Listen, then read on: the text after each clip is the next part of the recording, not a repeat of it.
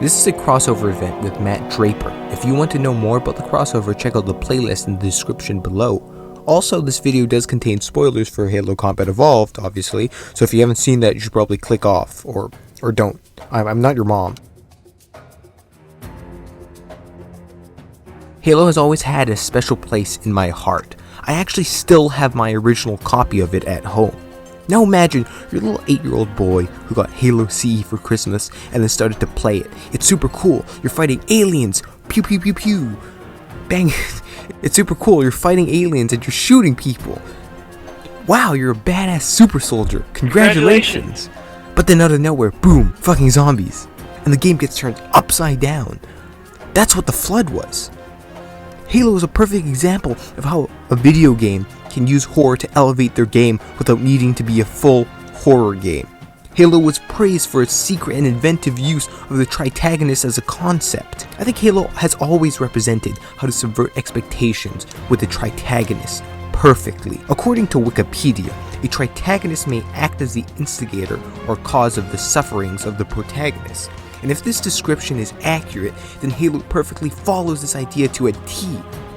They are both a narrative twist and a gameplay twist. The Flood changes up the gameplay to ensure that nothing ever stays stale, and expands the sandbox, bringing in characters and new enemies with their own strengths, weaknesses, pacing, and combat flow. The Flood gives Master Chief his mission, and in terms of the narrative story, the Flood is the origin of the Halo rings. The Flood is the core of this story. They're the reason Master Chief needs to blow up the Halo ring. It brings structure to the story. But before we get started, let's go all the way back. I mean all the way back to the development of Halo. The origin of the Flood can be tracked back to Bungie's 1995 game, Marathon 2, as Fungal Zombie in concept art. The idea continued. Even when Halo was planned to be an RTS, the Flood was still there, and once Halo moved into FPS, the Flood followed. The Flood was created as the basis for the story and the reason the Halo rings were created in the first place. They were a force that threatened the entire universe, causing an ancient Forerunner race to create a great weapon in order to destroy all life in the universe and starve the Flood to death. Once the Flood died, the universe would be reseeded with automated drones containing the DNA of every single species in the universe for life to start again without the threat of the Flood. Yeah.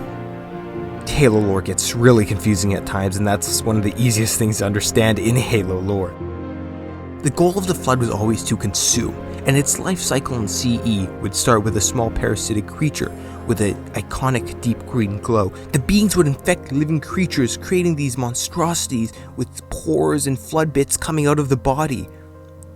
These beings were piloted by the Flood infestation, who would attack with their shape-shifting body or using any weapons that their hosts carried. The carriers would create smaller Flood forms and release them at full force on death like a bomb.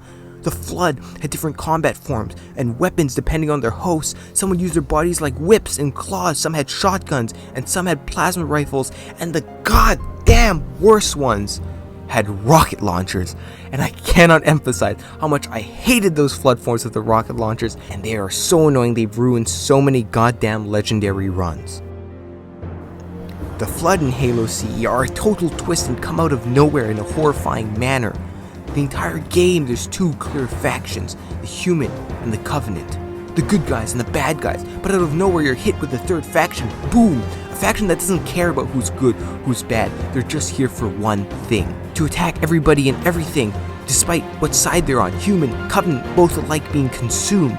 They begin a mindless rampage with only one goal in mind, to fix a ship and spread across the stars, to begin the terror and havoc that the Forerunners tried so hard to end.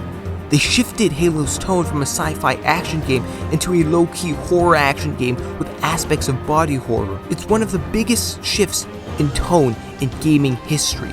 And as stupid as it sounds on paper, it worked perfectly, and more importantly, it worked horrifyingly.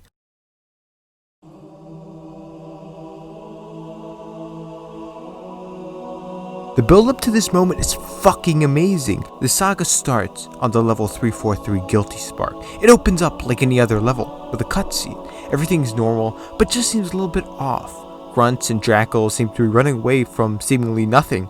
But other than that, nothing seems to be out of the ordinary. You're tasked with finding keys, just a normal video game mission, until you enter the Forerunner construct, a place that seems to be fortified by Covenant, yet you just saw them run out, and it seems to be empty. Why? It's nothing like the other levels, where every corner is filled with enemies. Here, it's like a ghost town. The enemies here are only jackals and grunts, and they all seem to be running away from something. The hallways are littered with blood and corpses. What happened here? A UNSC attack? But there's no Marines in sight. You see a Marine, and maybe you sigh to yourself. Finally, you can make some sense of this story, of this mission. Then he shoots at you. He has the audacity to shoot at you, Master Chief. So, obviously, like any normal person, you're forced to put him down and shoot him while he's rambling on about turning into a creature or some ooh goo gaga scary stuff. But this is when your monkey brain should truly go, uh-oh, something wrong. And already, with barely any dialogue, without any words, the game sets up a sinister atmosphere, a horrifying atmosphere with essentially nothing but world building. It communicates purely through the details of this world, the pile of dead bodies, the empty hallways, the screaming, the sounds you hear in the distance. This all culminates to the cutscene. But then he hears something behind him, a whisper, a sound, but there's nothing there. When Master Chief stumbles across a corpse, but there's nothing in the room.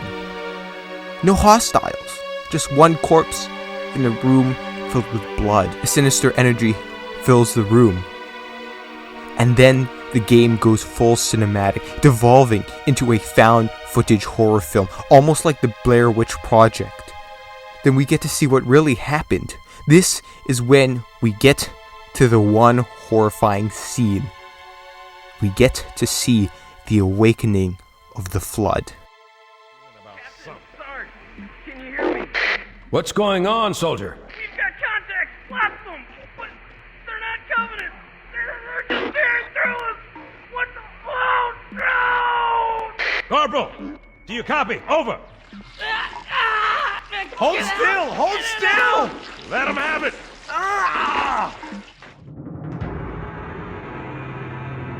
We get to see the truth. We see something that's been hiding, lurking in the shadows of Halo. Something sinister, something evil, something ancient. The build-up in the scene is amazing. We hear an ominous message through the radio about some hidden threat and a bone-chilling scream of a Marine. And then that sound, the sound the flood makes when it starts to fill the room, the disgusting wet sound like a decaying corpse being dragged and flung, fills your ears. Then out of nowhere, flood forms start dropping out into the room, outnumbering and consuming all the Marines. We see them decimate Captain Keyes and his crew, leaving Keyes' fate uncertain until we find him later on in the game. We see that the zombie-like thing has been affecting everything and killing everyone. It's horrifying to hear the screams of Marines along with the threat of an unknown enemy tearing through UNSC forces. But you don't have time to think about that cutscene, because once you exit, the first thing you see is a wave of floodlings tearing down a door and coming right after you.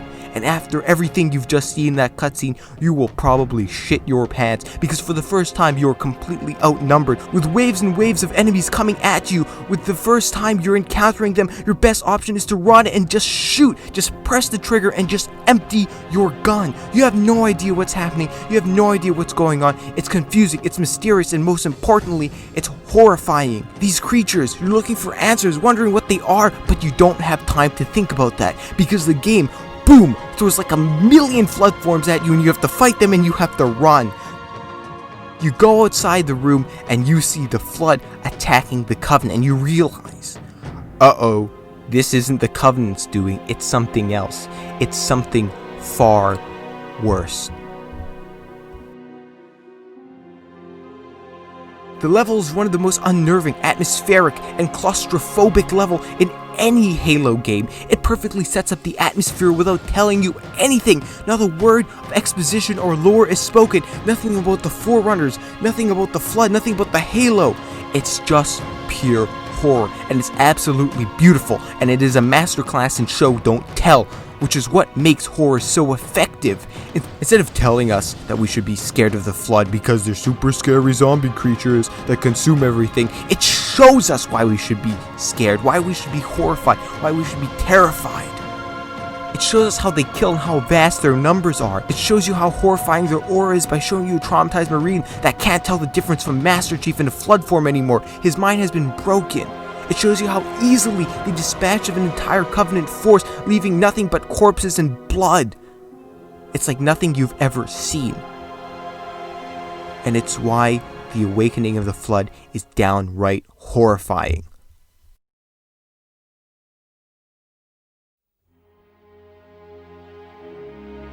You're forced to fight a brand new enemy in a completely shocking twist.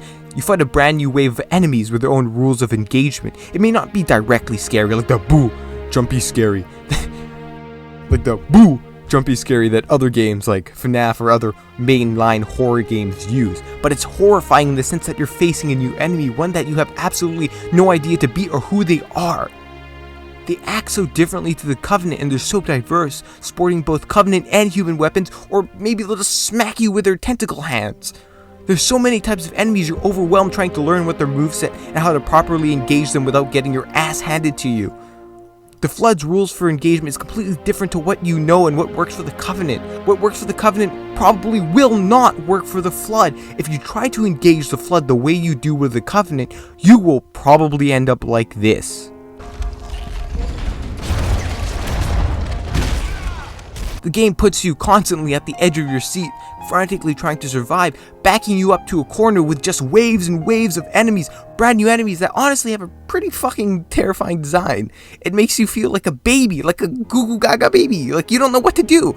It takes everything you learned about fighting the Covenant and says, no, this is what you have now, this is what you have to fight, and you have nothing, because you don't know how to do it. You're like a baby, you don't know how to run, you're just quelling your little feet, you're just pulling the trigger, trying to shoot them, with weapons that you don't know even work against them. What you learned before this level is useless, and you're fighting a whole new type of enemy. You have to go figure it out, you big baby with your stupid plasma pistol. Your plasma pistol may work against elites with a shield, but good luck trying to kill everybody with that stupid baby gun. You have to learn to adapt, all while being hit with waves and waves of some new unknown enemy that has caught you off guard.